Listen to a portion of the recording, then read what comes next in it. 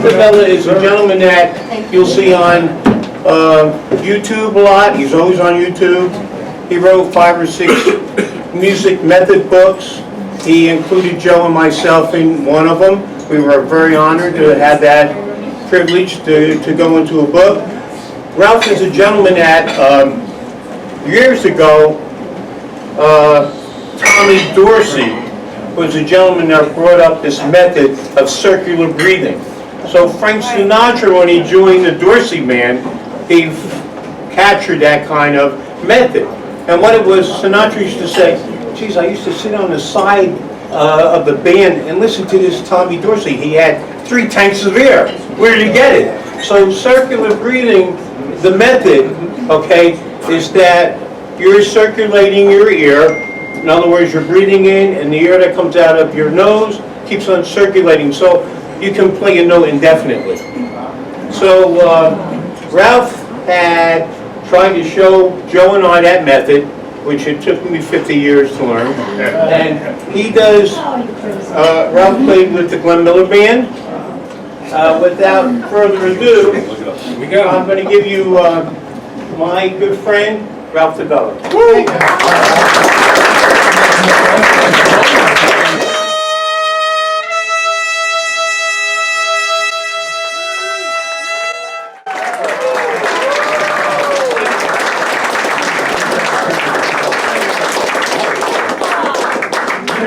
Now we get to Joe Mosello. Okay, Joe Mosello is an excellent musician, and he played with such great people as Maynard Ferguson, Doc Severinsen, Frank Sinatra. Okay, he was the lead trumpet player for Frank Sinatra. He played the 1980 Winter Olympics with Chuck Mangione when our team won the hockey. Okay, and he's played with Johnny Mathis, Aretha Franklin. So I told you that Joe had an extensive background in. He also played percussion. He was a percussion major, okay, and a wind major in the University of Rochester. Chuck Mangione was one of his teachers.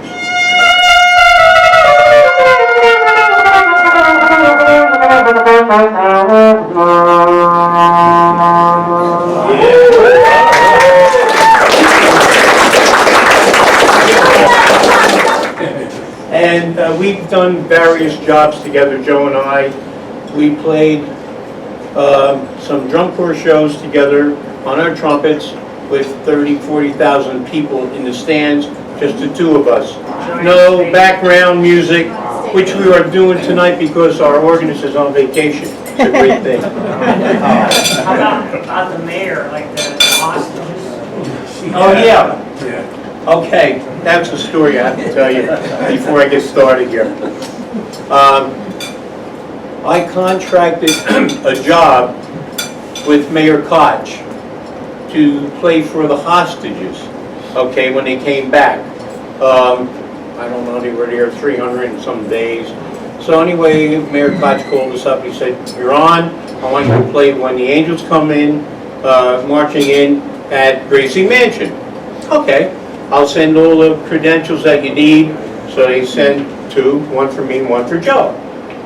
So we got there early because we wanted to get there before the hostages come riding in. So we got there, I go to the main gate, and It's cold. I confronted this officer, right? It was freezing, cold, right? So he said, we're here to play for the hostages, and here's our credentials from the mayor.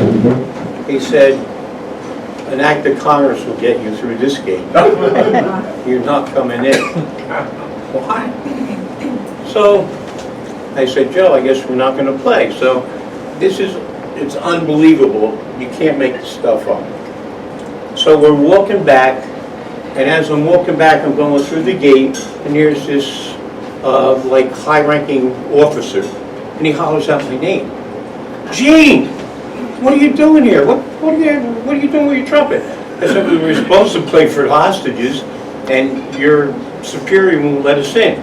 He said, what are you doing? I said, this is Joe Mosello, plays with Maynard Ferguson's band, and we're here to play.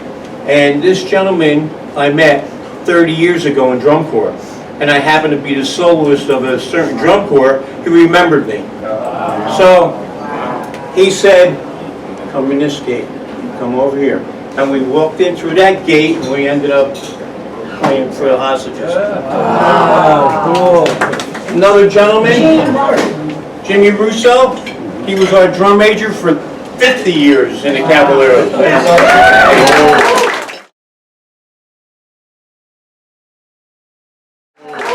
Now, how many people could say they were kissed on the cheek by the Queen of England? Anybody here? Here we go. And we played at the opening, the new opening at the time, 1976 bicentennial year. The Queen and her own entourage came into the new terminal. I think Gibson was the mayor, Brendan Byrne was the governor. So here we are, the Caballeros. We were picked by the State Department to represent the state of New Jersey and the nation, actually. So it was on a Friday morning, so naturally everyone had to take off from work. So we were about 300 yards from the Queen. So the Queen was looking at the mayor and the governor and said, who may that be? He said, well, that's the Caballeros.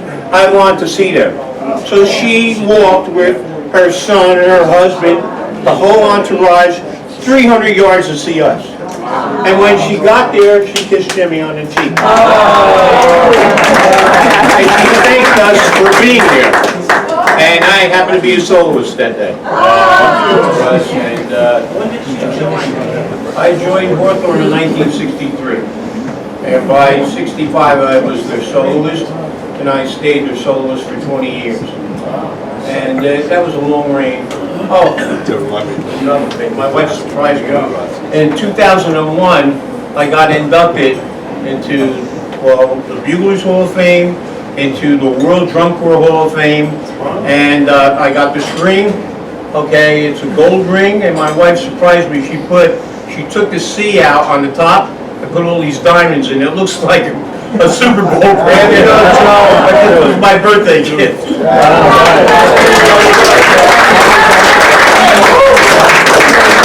So I was just about, my signature was to go out before we played and do the bullfight. So I was about to do the bullfight, and all the guys in the Caballeros, they were like freaking out, like, what's going on, right? He pulls in with Maynard Ferguson's bus. Okay, this is Maynard Ferguson on it, right? So they think that Maynard is on the bus and he's coming to see the show, but what happened was they were off for the night and they stole the bus. The band! So he comes up to me and goes, Gene, I'm sorry for the last minute. Do you think you could get us into the stadium? No, there's 40,000 people in the stadium. Where am I going to put you? I said, I'll see what I can do. So I run up to the 50-yard line, and I happen to know the chief judge, and I said, Mickey, could you do me a personal favor? He said, anything for you, Gene. I said, I have Maynard Ferguson's band outside. You think you could put him on the 50-yard line? He said, bring him in. So he traipsed in with, how many members did you have? 12 maybe? 12 members, they went to the 50-yard line, sat down. So they had this one guy that was always cocky. He met me, he thought he never gave him the time gave me the time of day. Right, so, you know, hey Gima, how you doing? I never professed to be anything great. You know, I just said I wanted to be his friend, just like I made Joe's friend when he was 17.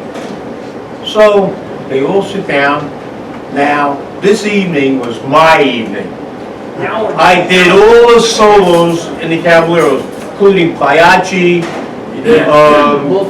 all, the bullfight was nothing. But what else did we do? We did Maynard. We did a lot of numbers by Maynard that everyone could, you know, understand. So anyway, I get done and I was like, it's very hard to be a soloist and project over 76 horns, okay?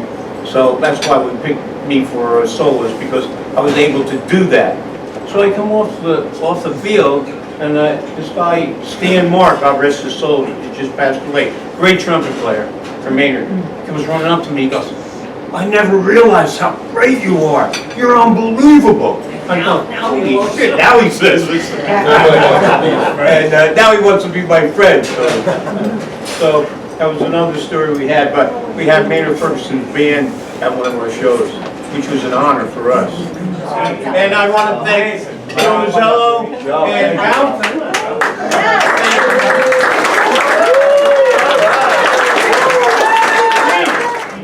Okay, I think we're finished for the evening, everyone.